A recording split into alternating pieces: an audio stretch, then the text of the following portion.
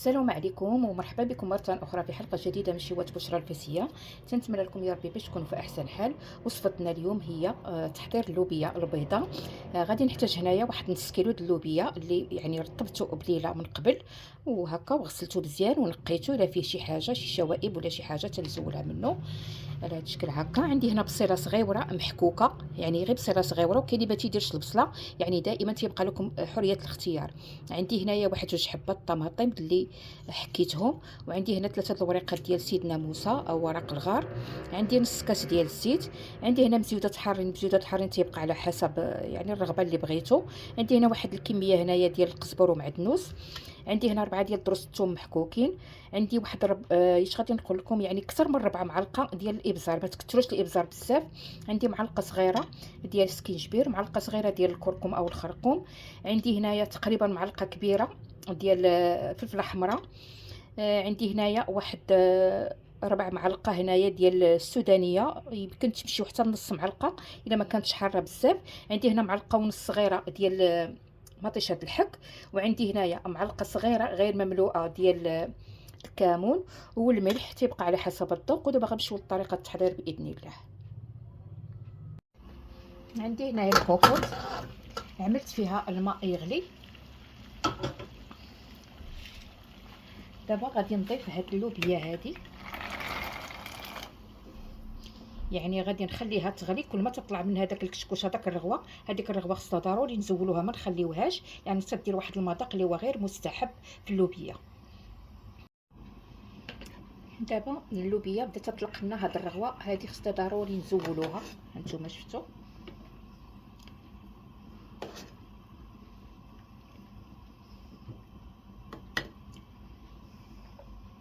وبالنسبه للوبيا كيف ما قلت لكم ضروري ديروها في الماء غليان، يعني ماشي ديروها في الماء بارد.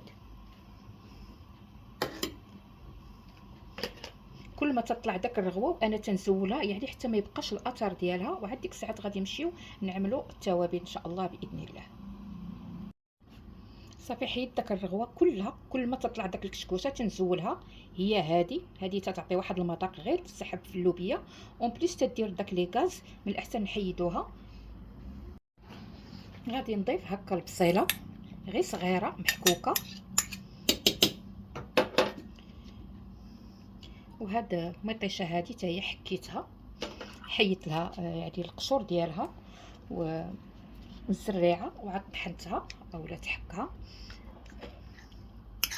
يعني عندي جوج حبات ديال الطماطم. عندي هنا 3 الوريقات ديال سيدنا موسى. عندي هنا واحد نص كاس ديال الزيت.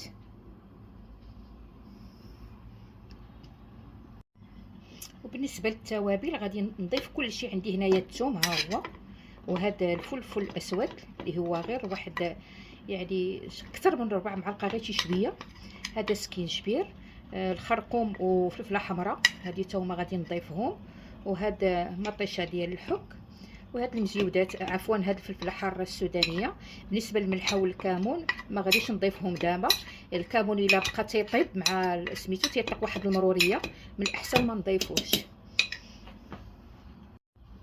نضيف هنا واحد شويه ما بين القزبر ومعدنوس، والاخر نخليه يعني حتى تقرب طيب اللوبيا. عاد غادي نزيدو هو والكمون والمليحه. دابا غادي نحرك هكا صافي. وغادي نسد على اللوبيا غير واحد ربع ساعه صافي، ونحلو عليها ان شاء الله. ديك الساعه عاد نكملوا تتم ديال التحضير. اللوبيا ديالنا صافي ها هي يعني طابت، ها نتوما شفتوا. دابا غادي نضيف لها هاد الفليفلات هادو، هاد المزيودات تيبقاو اختياريين. صافي غادي نضيف لها الكمون والمليحه.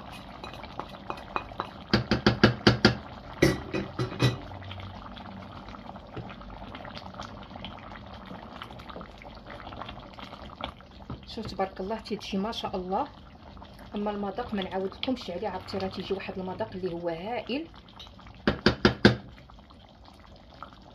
صافي غادي نخليها غير واحد 3 دقائق بحال هكا، غير بما يعني تنسجم داك الكمون مع المليحه يعني في اللوبيا، ومع هاد الفلفلات حتى هما يهبطوا شي شويه. صافي وغادي نطفي النار باذن الله. اللي نسيت ما ضفتش هو عاوتاني يعني الربيع المره الثانيه. صافي غادي نحركها هكا.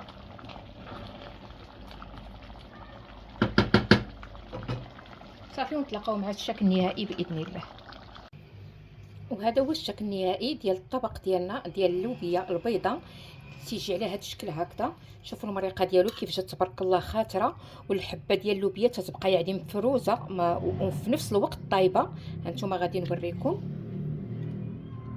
ها هي الحبه سميتو طايبه تبارك الله ما شاء الله.